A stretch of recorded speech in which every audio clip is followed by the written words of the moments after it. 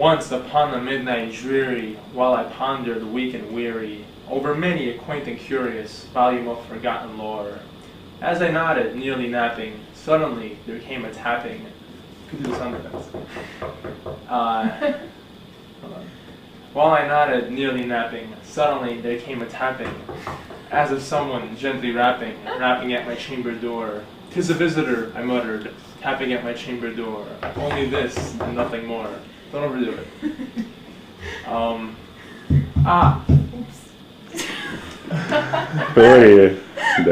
Distinctly, it was in the bleak December. Any separate dying ember brought its ghost upon the floor. Eagerly I wished the morrow, vainly I had sought to borrow from my books surcease of sorrow, sorrow for the lost Lenore. For that rare and radiant maiden that the angels named Lenore, nameless here forevermore. And the silken, sad and certain rustling of each purple curtain thrilled me, filled me with fantastic terrors never felt before. That for now, to still my beating of my heart, I stood repeating, "'Tis some visitor entreating entrance at my chamber door. Some late visitor entreating entrance at my chamber door. This it is, and nothing more." Presently my soul grew stronger, hesitating then no longer. "Sir," said I, "or madam, truly your forgiveness I implore. But the fact is I was napping, and so gently you came rapping, and so faintly you came tapping at my chamber door, that I scarce was sure I heard you. Here I opened wide the door. Darkness there, and nothing more.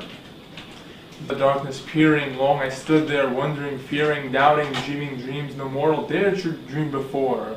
But the silence wasn't broken, and the darkness gave no token, and the only word there spoken was the whispered word Lenore. This I whispered, and an echo murmured back the word Lenore. Only this, and nothing more. Back into the chamber turning, all my soul within me burning. Soon again I heard a tapping, somewhat louder than before. "Surely," said I, "surely there is something at my window lattice. Let me see then what thereat is, and this mystery explore. Let my heart be still a moment, and this mystery explore. 'Tis the wind, and nothing more." Open here I flung the shutter, when with many a flirt and flutter, in there stepped a stately raven of the saintly days of yore. Not the least obeisance made he, not a minute stopped or stayed he, but with mien of lord or lady, perched above my chamber door.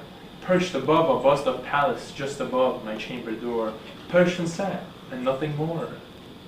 Then this ebony bird beguiled my sad fancy into smiling, by the grave and stern decorum of the countenance it wore. "Though thy crest be shorn and shaven, thou," I said, "art sure no craven, ghostly, grim, and ancient raven from thy night's Plutonian shore. Tell me what thy lordly name is on thy night's Plutonian shore." Quoth the raven, "Nevermore." Much I marveled this ungainly fowl to hear discourse so plainly, though its answer little meaning, little relevancy bore. For we cannot help agreeing that no living human being ever yet was blessed with seeing bird above his chamber door. Bird or beast above his sculptured bust above his chamber door, which such name as Nevermore. But the raven sitting lonely on the placid bust spoke only that one word, as if his soul in that one word he did outpour.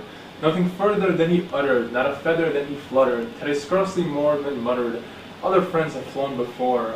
On the morrow will he leave me, as my friends have flown before." Then the bird said, "Nevermore." Startled by the stillness broken, by reply so aptly spoken,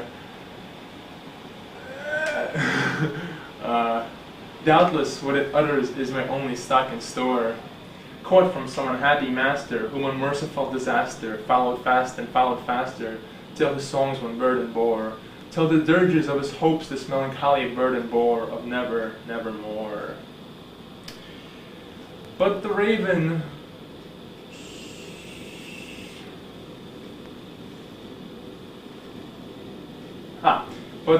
still beguiling all my sad soul into smiling, straight I wheeled the cushioned seat in front of bird and bust and door.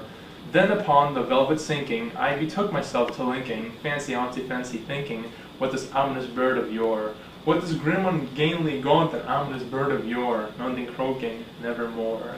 This and more I sat divining, with my head at ease reclining, cushion's velvet lining that the lamplight gloated o'er, but whose violet velvet lining, which the lamplight gloated o'er, she shall press, nevermore. Then methought the air grew denser, perfumed by an unseen censer, swung by seraphim whose footfalls tinkled on the tufted floor.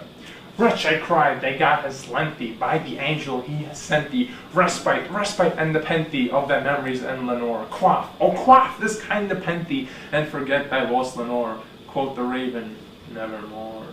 Prophet, said I, think of evil, prophet still, if bird or devil, on this desolate, yet all undaunted, on this desert and enchanted, on this home by horror haunted, tell me truly, I implore, is there balm in Gilead? Tell me truly, I implore. Quoth the raven, nevermore. Prophet, said I, think of evil, prophet still, if bird or devil, by the God that bends above us, by the heaven we both are. Tell the soul with sorrow laden, if within the distant Aden it shall clasp a sainted maiden, that the angels named Lenore. Clasp a rare and radiant maiden, that the angels named Lenore, nameless here forevermore. When does it end? Soon. As soon as I remember He the next rabies line. when he wrote this? No, but he did go mad. Hold on. Or rabies?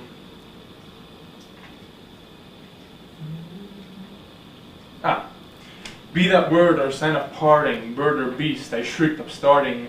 Get thee back into the tempest and thy night's plutonium shore. Leave no black plume as a token of the lie thy soul has spoken. Leave my loneliness unbroken, quit the bust above my door. Take thy beak from out my heart and take thy form from off my door. Quoth the raven, nevermore. And the raven, never flitting, still a sitting on the pallet just of palace, just above the chamber door, and his whole the seeming of a demon's that is dreaming, and the lamplight over him streaming throws his shadows on the floor, and my soul from out that shadow that lies floating on the floor shall be lifted nevermore.